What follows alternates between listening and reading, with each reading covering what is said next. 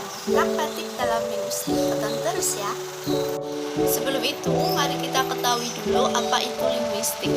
Linguistik adalah ilmu yang mempelajari tentang tata bahasa. Bahasa adalah sebuah sistem komunikasi baik lisan maupun tulisan yang digunakan manusia dalam kehidupan sehari-hari. Di linguistik sendiri, pragmatik masuk dalam linguistik makro, yaitu berbahasa mengenai hal di luar internal bahasa. Menurut Yule, pragmatik ada 4 bidang, yaitu bidang yang mengkaji tentang makna pembicara atau maksud penutur, bidang yang mengkaji makna menurut konteksnya, bidang yang melebihi kajian tentang makna yang disampaikan lebih dari apa yang dituturkan, dan bidang yang mengkaji bentuk ekspresi menurut jarak sosial yang membatasi partisipan yang terlibat dalam percakapan tertentu. Secara sederhana, pragmatik merupakan cabang linguistik yang menelaah tentang maksud dari sudut pandang penuturnya. Fungsi pragmatik lebih menekankan pada fungsi bahasa untuk berkomunikasi dalam kehidupan sehari-hari.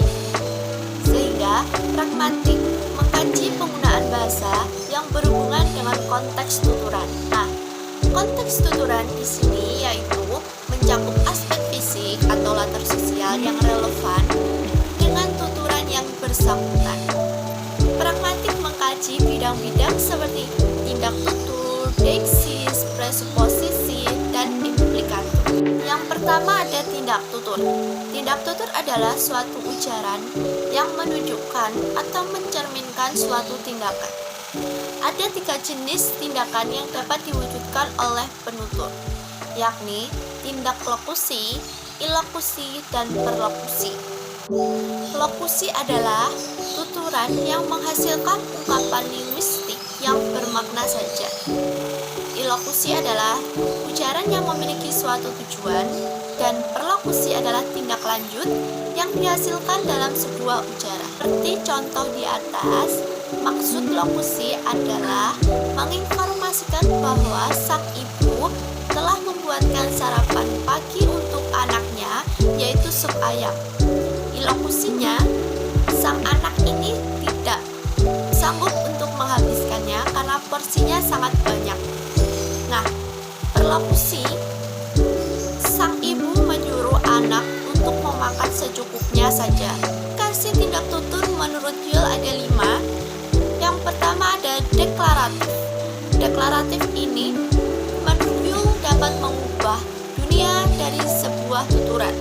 Contoh, selamat, kamu diterima di perusahaan ini. Maksudnya, mengubah seorang pengangguran menjadi memiliki sebuah pekerjaan. Yang kedua ada representatif, yaitu menyatakan apa yang diyakini oleh penutur. Contoh, hari ini sangat menyenangkan. Maksudnya yaitu hanya seorang penutur yang dapat meyakini bahwa harinya sangat menyenangkan. Mungkin saja tidak dapat diyakini oleh orang lain yang harinya sedang buruk. Yang ketiga ada ekspresif, yaitu sesuatu yang dirasakan oleh penutur. Contoh, aku minta maaf ya. Nah, maksud dari tuturan ini yaitu penutur merasakan sebuah penyesalan sehingga dia minta maaf. Selanjutnya ada direktif, yaitu tuturan yang digunakan untuk memerintah orang lain. Contoh, jangan dibuka. Nah, maksudnya seorang penutur ini menyuruh orang lain jangan membuka apa yang dimaksudkan itu.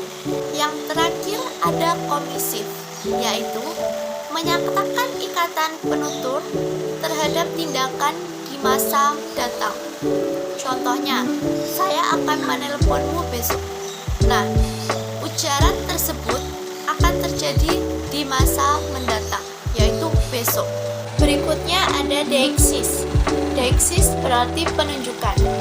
Maksudnya, istilah teknis untuk salah satu hal mendasar yang kita lakukan melalui bahasa. Menurut Yule, deiksis ini dibagi menjadi 3, yaitu deiksis persona, deiksis tempat dan deiksis waktu. Pertama ada deiksis persona. Deiksis ini menerapkan 3 pembagian dasar, yaitu kata ganti orang pertama, orang kedua, dan orang ketiga. Kedua ada deiksis tempat, yaitu suatu konsep penunjukan tentang jarak yang sudah disebutkan. Contohnya kata di sini. Nah, kata tersebut bisa dirasakan langsung di saat pendengar dan penutur berada di tempat yang sama. Namun, akan hanya diproyeksikan pendengar jika berada di tempat berbeda dengan si penutur.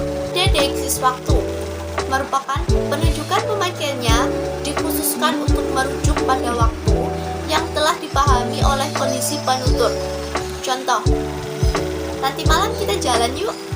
Nah, deiksis waktu nanti malam mungkin saja hanya dapat dipahami oleh aku dan kamu, tidak dipahami oleh orang lain. Selanjutnya ada presuposisi, yaitu suatu yang diasumsikan oleh penutur sebagai kejadian sebelum menghasilkan sebuah tuturan. Maksudnya adalah penutur ini memiliki sebuah praanggapan sebelum tuturan dikeluarkan. Contohnya, saya mengatakan Raffi Ahmad membeli Ferrari Spider. Nah, peranggapan saya, Raffi Ahmad itu orang kaya karena dia bisa membeli Ferrari Spider yang harganya mahal. Namun, bagi seorang paling kaya di dunia, mungkin saja peranggapan saya itu tidak benar di mata mereka. Yang terakhir ada implikatur. Implikatur percakapan adalah maksud yang terkandung di dalam sebuah ujaran. Contohnya, udara hari ini sangat panas, kerongkonganku terasa kering. Nah, pernyataan tersebut memiliki maksud. Ada 2 opsi. Pertama, dia meminta orang lain untuk menghidupkan kipas angin atau AC. Yang kedua, dia meminta orang lain menyediakan air es karena dia terasa haus. Thanks for watching. Wassalamualaikum warahmatullahi wabarakatuh.